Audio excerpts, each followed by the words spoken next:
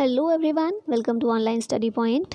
Weekly current affairs में आप सभी का स्वागत है। और आज की इस वीडियो में हम 10 से लेकर 16 मई के करंट अफेयर्स को रिवाइज करेंगे। टेस्ट की तरह लीजिएगा और लास्ट में अपना स्कोर भी ज़रूर बताइएगा। शुरुआत करने से पहले अगर अभी तक आपने ये जीके ब्रह्मास्त्र की ये PDF नोट्स परचेज़ नहीं किए हैं तो कर सकते हैं, अगर इंटरेस्टेड हैं तो। और आप लोगों का रिस्पॉन्स भी काफ़ी अच्छा रहा इसको लेकर, तो हमें भी ऐसा लगा है कि हमारी मेहनत सफल हो गई।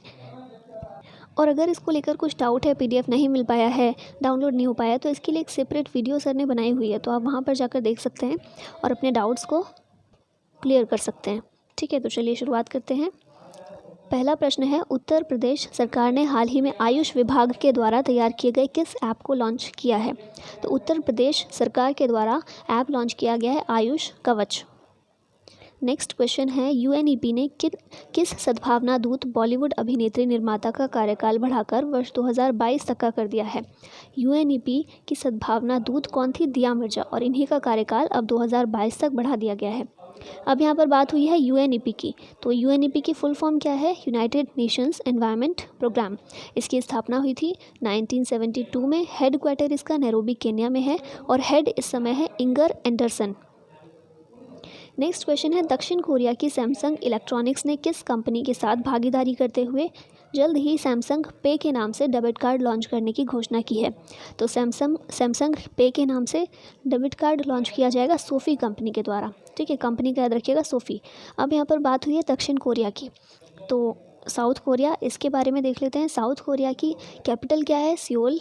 इसके प्रेसिडेंट हैं इस समय मून जे इन। बॉर्डर कंट्री है नॉर्थ कोरिया, और नॉर्थ कोरिया किस लिए फेमस है?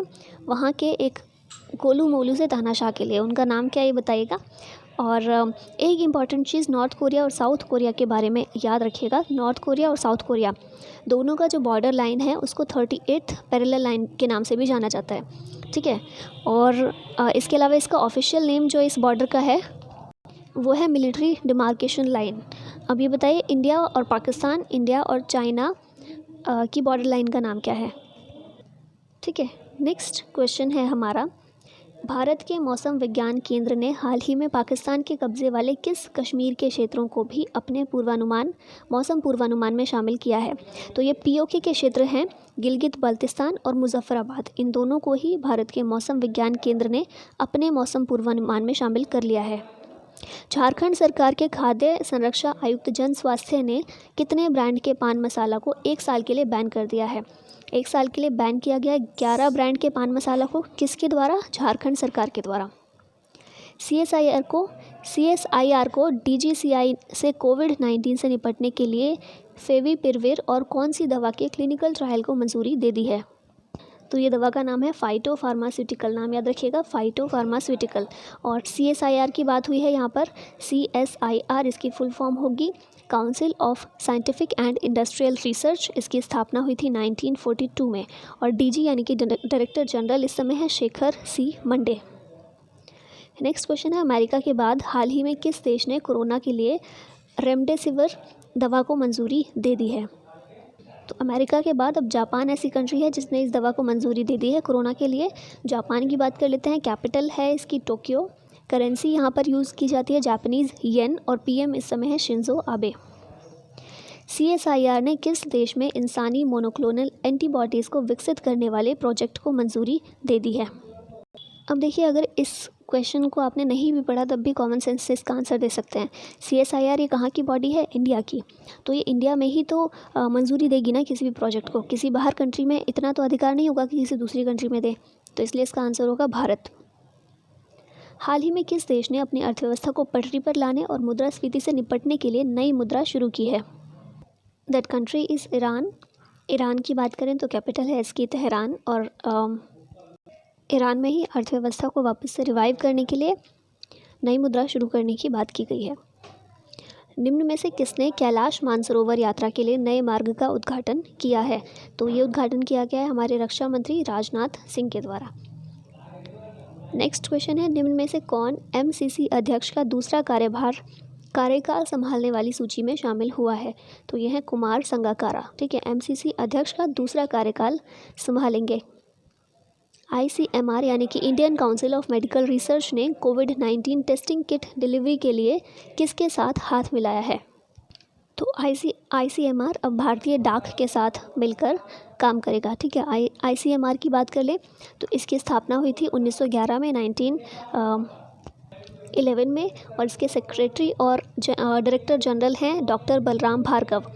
ये कौन सी मिनिस्ट्री के अंदर आता है, बहुत इंपॉर्टेंट है, तो under ministry of health and family welfare.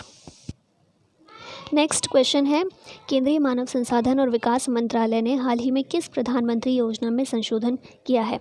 तो केंद्रीय मानव संसाधन और विकास मंत्रालय, human resource and development ministry, इसने प्रधानमंत्री अनुसंधान फेलोशिप योजना में संशोधन किया है। रक्षा मंत्रालय ने 37 एयरफील्ड्स को आधुनिक करने के लिए किस कंपनी के साथ समझौते पर हस्ताक्षर किए हैं? तो रक्षा मंत्रालय के द्वारा टाटा पावर के साथ समझौते पर हस्ताक्षर किए गए हैं। फिर हमारा नेक्स्ट क्वेश्चन है, निम्न में से किस राज्य सरकार ने प्रवासियों को राहत देने और सरकारी योजनाओं और नौकरियों से प्रवासियों को जोड़ने हेतु प्रवासी राहत मित्र नामक एक नया ऐप लॉन्च किया है? तो याद रखिएगा, प्रवासी राहत मित्र, ये उत्तर प्रदेश के द्वारा ये ऐप लॉन्च किया गया है। मध्य प्रदेश के मुख्यमंत्री शिवराज सिंह चौहान ने कारखानों में काम की अवधि 8 घंटे से बढ़ाकर कितने घंटे कर दी है?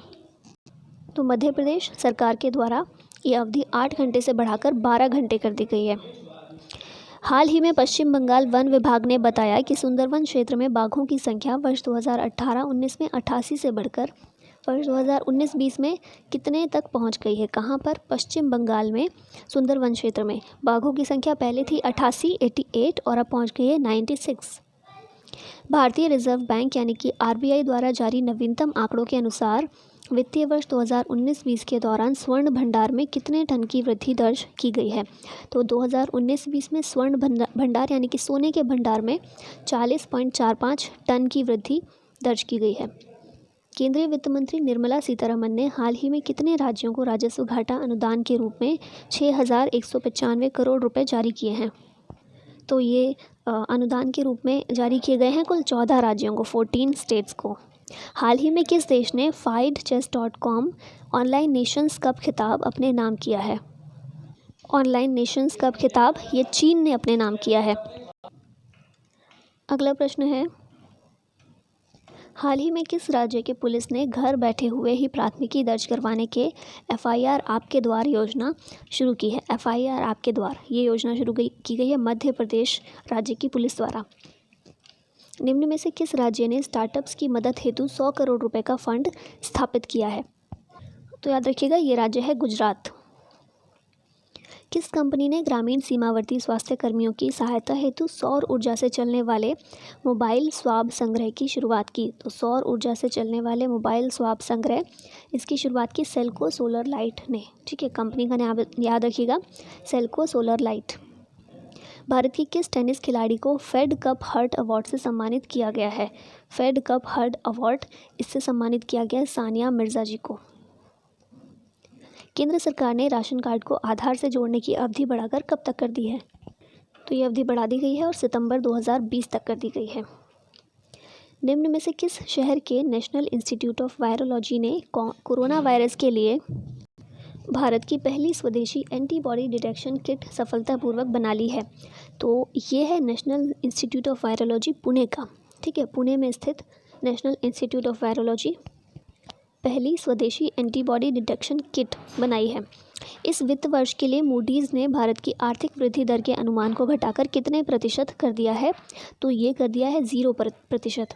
इस वर्ष जो भारत की आर्थिक वृद्धि दर है 0% रहने वाली है, ऐसा मूडीज़ ने कहा है। भारत की किस यूनिवर्सिटी ने हाल ही में डिस्टेंस एजुकेशन प्रोग्राम जुलाई 2020 के तहत women empowerment scholarship programme launch की है? तो ये किया गया है चंडीगढ़ यूनिवर्सिटी के द्वारा। हाल ही में ज़रूरतमंद जनजातियों को राशन उपलब्ध कराने के लिए आर्ट ऑफ लिविंग फाउंडेशन ने किस संगठन के साथ समझौता ज्ञापन पर हस्ताक्षर किए? तो आर्ट ऑफ लिविंग फाउंडेशन, इसने ट्राइफेड के साथ मिलकर ज़रूरतमंद जनजातियों को राशन उपलब्ध कराने के लिए समझौता ज्ञापन पर हस्ताक्षर किए हैं। वित्त मंत्री निर्मला सीतारमण ने बिजली वितरण कंपनियों के लिए कितने हज़ार करोड़ रुपए के राहत पैकेज की घोषणा की है? तो ये पैकेज कुल है 90,000 करोड़ रुपए का। बिजली वितरण कंपनियों के लिए 90,000 करोड़ रुपए का पैकेज। हाल ही में किस राज्य सरकार ने अपने कर्मचारियों को दिए जाने वाले 7 तरह के भत्तों को समाप्त करने की घोषणा की है? तो ये घोषणा उत्तर प्रदेश की सरकार के द्वारा की गई है। ठीक है, 7 तरह के भत्तों को समाप्त करने की घोषणा। एसोचैम ने किन देशों की वर्चुअल कॉन्फ्रेंस आयोजित की है? तो याद रखिएगा, एसोचैम के द्वारा भारत और बांग्लादेश की वर्चुअल कॉन्फ्रेंस आयोजित की गई है। भारत के प्रधानमंत्री ने राष्ट्र के संबोधन में कितने करोड़ रुपए के आर्थिक पैकेज का ऐलान किया है? भारत के प्रधानमंत्री के द्वारा कुल 20 लाख करोड़ के आर्थिक पैकेज का ऐलान किया गया है। निम्न में से कहाँ होम डिलीवरी के लिए डिजिटल भुगतान अनिवार्य हो गया है? तो होम डिलीवरी के लिए डिजिटल भुगतान ये अनिवार्य किया गया है अहमदाबाद में। सीबीएसई के नए अध्यक्ष के रूप में किसे नियुक्त किया गया है? तो याद रखिएगा नाम मनोज आहूजा, इन्हें सीबीएसई के नए अध्यक्ष के रूप में नियुक्त किया गया है। भारत में होने वाले फीफा अंडर 17 महिला विश्व कप किस वर्ष के लिए स्थगित कर दिया गया है? तो 2021 तक के लिए फीफा अंडर 17 महिला विश्व कप स्थगित कर दिया गया है। टीडीबी यानी कि प्रौद्योगिकी विकास बोर्ड या फिर टेक्नोलॉजी डेवलपमेंट बोर्ड और सीआईआई भारतीय उद्योग परिसंघ द्वारा संयुक्त रूप से किस डिजिटल सम्मेलन का आयोजन किया गया है? याद रखिएगा, टीडीबी और सीआईआई इनके द्वारा रीस्टार्ट नाम का संयुक्त डिजिटल सम्मेलन का आयोजन किया गया है। ब्रिटेन की सुप्रीम कोर्ट ने हाल ही में किस भारतीय व्यापारी की प्रत्यर्पण के खिलाफ दायर याचिका को खारिज कर दिया है? ब्रिटेन की सुप्रीम कोर्ट के द्वारा विजय माल्या की प्रत्यर्पण के खिलाफ दायर याचिका को खारिज कर दिया गया। तो आंसर होगा ए, विजय माल्या। झारखंड की सोहराई खोवर पेंटिंग और किस राज्य के तेलिया रुमाल को भौगोलिक संकेतक रजिस्ट्री द्वारा जीआई टैग यानी कि भौगोलिक संकेतक टैग दिया गया है? तो एक तो सोहराई खोवर पेंटिंग कहाँ की है? झारखंड की, इसे जीआई टैग दिया गया है। दूसरा तेलिया रुमाल, ये कहाँ का है?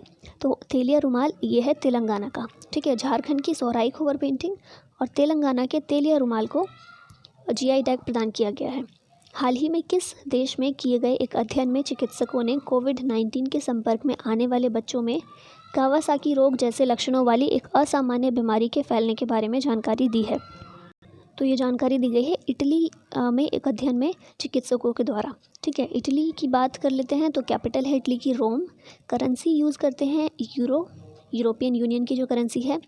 ठीक है, और इटली के बारे में एक इम्पॉर्टेंट चीज़ ये है कि इटली के अंदर 2 कंट्रीज़ हैं। इटली के अंदर ही आपने नाम सुना होगा, वर्ल्ड स्मॉलेस्ट कंट्री जो है वेटिकन सिटी, वो सराउंडेड बाय रोम है। रोम जो इटली की राजधानी है उसके अंदर वेटिकन सिटी है, तो बहुत छोटी कंट्री है। हमारा एक छोटा सा हमारे देश के शहर भी उससे बहुत बड़े होते हैं। शहर तो छोड़िए, शहर का एक छोटा सा एरिया, बहुत छोटी कंट्री है। तो रोम के अंदर है, इटली की राजधानी के भी अंदर है। और एक है सैन मैरिनो, वो भी इटली के अंदर ही है। और इसी तरह से साउथ अफ्रीका भी ऐसी कंट्री है जिसके अंदर 2 इंडिपेंडेंस कंट्री हमें देखने को मिलती हैं। कौन सी हैं वो 2 कंट्री, उनके नाम आप लोग बताइए। केंद्रीय स्वास्थ्य मंत्री डॉक्टर हर्षवर्धन ने कोविड-19 मरीजों की जांच के लिए हाल ही में किस नामक परीक्षण मशीन राष्ट्र को समर्पित की है? ये मशीन का नाम है कोबास 6800। ठीक है, कोबास 6800। भारतीय पुरातत्व सर्वेक्षण यानी कि एएसआई के नए महानिदेशक के रूप में किसे नियुक्त किया गया है? तो नाम याद रखिएगा, एएसआई के नए महानिदेशक ये हैं वी विद्यावती। भारतीय रेलवे ने यात्रियों को ट्रेन में यात्रा करने के लिए किस ऐप को रखना अनिवार्य कर दिया है? तो भारतीय रेलवे के द्वारा कहा गया है कि यात्रियों को अगर ट्रेन में यात्रा करनी है तो आरोग्य सेतु ऐप रखना अनिवार्य है। हाल ही में किस देश ने सोशल डिस्टेंसिंग सुनिश्चित करने के लिए आई फील यू ब्रेसलेट विकसित किया है?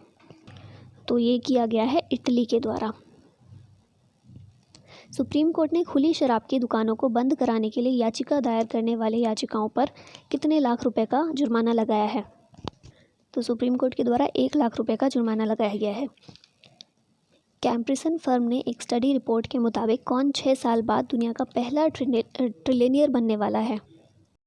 तो ये है जेफ बेजोस। ठीक है, नेक्स्ट क्वेश्चन है, भारत को वर्ष 2028 के ओलंपिक की मेडल टैली में टॉप 10 में लाने के उद्देश्य से किसने 1 स्टेट 1 गेम्स की योजना तैयार की है? तो बात आ रही है खेल की, तो ये कौन करेगा? खेल मंत्रालय। उद्धव ठाकरे और 8 अन्य नेताओं को निर्विरोध किस विधान परिषद का सदस्य चुना गया है? तो अभी चुनाव कहाँ हुए हैं, कौन से विधान परिषद किसके लिए? महाराष्ट्र के लिए। तो और उद्धव ठाकरे भी महाराष्ट्र से ही बिलोंग करते हैं, तो आसान है, महाराष्ट्र विधान परिषद।